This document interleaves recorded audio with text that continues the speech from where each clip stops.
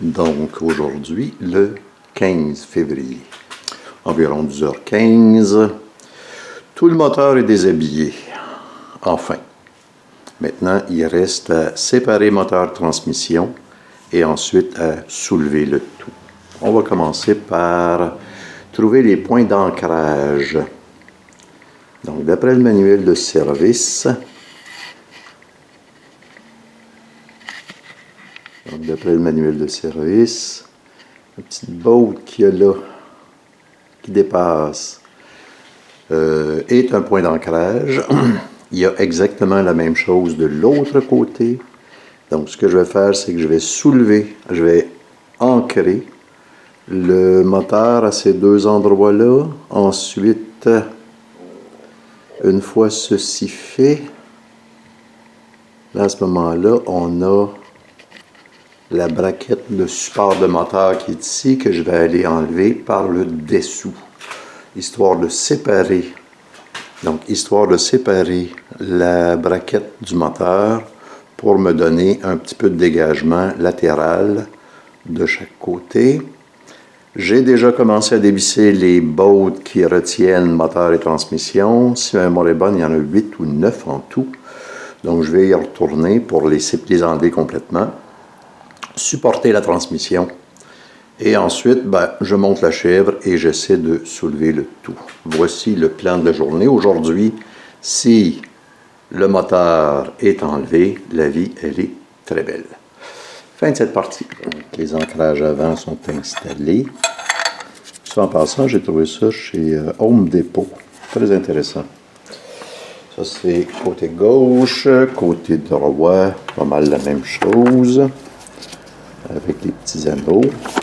Maintenant, je me glisse en dessous pour aller voir les bottes des supports de moteur. Donc, en dessous de la voiture, près du soufflet de la crémaillère, on a un premier carreau ici pour le support de gauche. Et ensuite, on a, c'est la même chose du côté droit en passant. Ensuite, on a les bottes ici, que j'ai déjà desserré un petit peu hier. Donc, on a les bottes pour assembler moteur et transmission. Parfait. Donc, ce que je vais faire, c'est que là, il y en a une ici en haut, complètement en haut. On va essayer de mettre un éclairage qui a de l'allure. Donc, il y en a une complètement en haut ici, qui sera peut-être pas évidente à enlever. Mais bon, fait que je m'y mets, je desserre, j'enlève les pattes et on essaie d'accrocher sur la chèvre à moteur tout le moteur. OK, fin de cette partie. Ah, les supports sont ici en passant. Support à moteur. Je vois une, deux, il est censé avoir 4 bottes qui retiennent le support, la braquette de support au moteur. Donc, je m'y mets. Ici, on a 8 des 9 bottes qui retiennent moteur transmission. La 9e, complètement en haut, pas très bien placée, je dirais. Reste en place parce qu'il y a une couette de fil qui m'empêche de la sortir. Mais elle est bien dévissée. Donc, lorsque je vais séparer moteur-transmission, je ne devrais pas avoir de problème. Certaines de ces bottes-là sont belles, d'autres un petit peu moins. Ce que je vais faire, c'est que je vais les passer sur la brosse d'acier et mettre un peu de graisse pour éviter que ça roule. Fin de cette partie. Bon, voici la manchure. Le moteur est sanglé. Chaque sangle est censé supporter 500 livres, 250 kg. Donc, ça devrait faire l'affaire. J'ai juste à peine soulevé le moteur un petit peu pour le sortir des braquettes de support. Ça sort très bien. Maintenant, comme on le voit, maintenant je vais enlever les pattes de chaque côté et ensuite je vais essayer de séparer moteur-transmission, espérant que je n'ai pas oublié une botte, parce que placé comme c'est là, c'est pas ce qu'il y a de plus simple à retourner en dessous de la voiture. OK, fin de cette partie. Aujourd'hui, 16 février. J'ai commencé à soulever le moteur, j'ai enlevé le support du moteur, le support de gauche, la patte de gauche, pas évident, je vais le montrer tantôt. Et le but, en fait, en regardant s'il ne me restait pas des bolts entre le moteur et la transmission, je me suis rendu compte que oui, il en reste une qui est drôlement bien cachée. Donc ici, je zoome.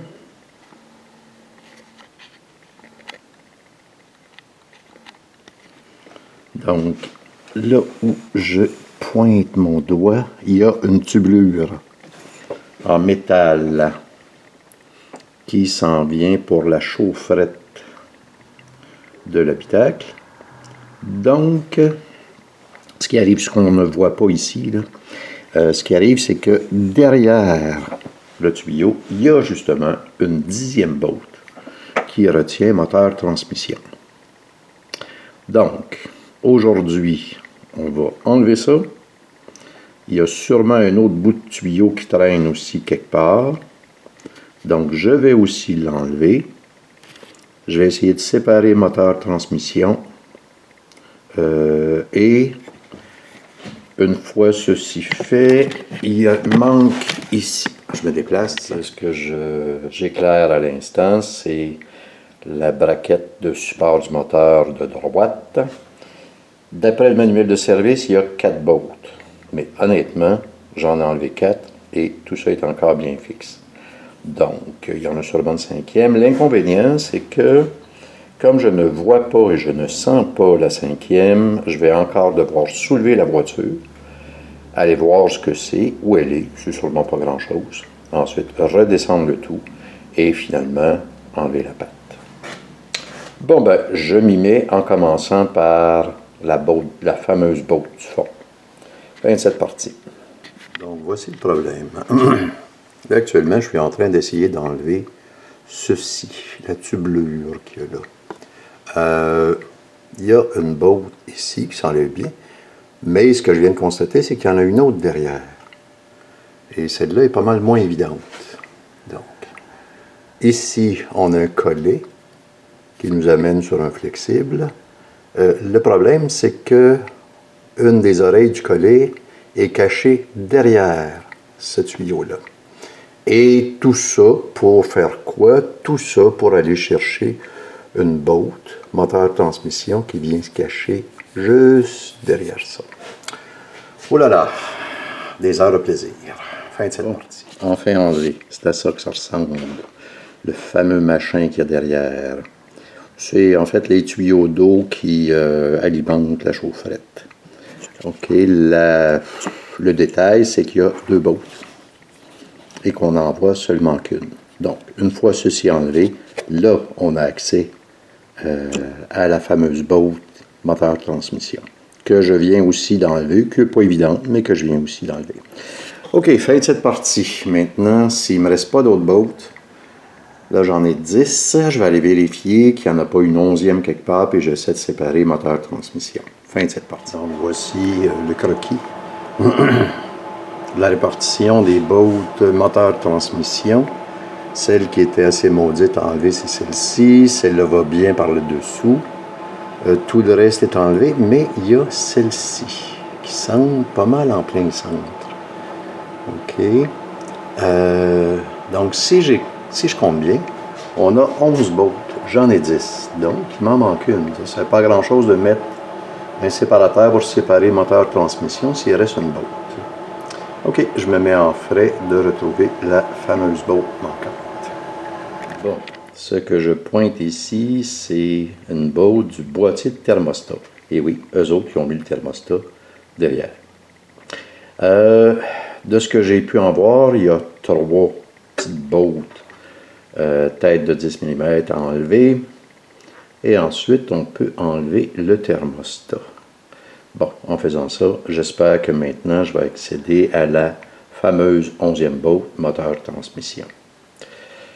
Oh là là, le moins qu'on peut se dire, c'est que ce n'est pas évident. Il faut en enlever beaucoup de choses là-dessus. OK, je m'y remets fin de cette partie. Eh bien, il semble que c'est pas suffisant d'enlever le thermostat. La partie supérieure du boîtier de thermostat, il faut l'enlever au complet. Sinon, là, on a une petite vue ici. Sinon, j'ai pas accès à ce qu'il y a derrière là. Et d'après moi, la fameuse boat, elle se trouve ici. Bon, en théorie, seulement 3 boats. Ça se dit tellement bien quand c'est vu sur un plan comme ça, c'est un autre paire de manches, d'aller les chercher, espérant que je n'ai pas trop de surprises encore une fois. Fin de cette partie. Bon, voici le fameux boîtier du thermostat. Et une fois enlevé, là oui, on accède enfin à la 11e boat, ce qui va me permettre de séparer moteur-transmission. Oh là là! Fin de cette partie. Quoi de plus banal qu'une boat M10 par 1.5? Qu'a-t-elle donc de si spécial? C'est la fameuse 11e boat. Et Mote a dit qu'elle n'est pas accessible. Bon. Une petite pause, séparation, moteur-transmission, et on soulève le moteur. J'espère qu'il n'y aura pas d'autres mauvaises surprises. Fin de cette partie.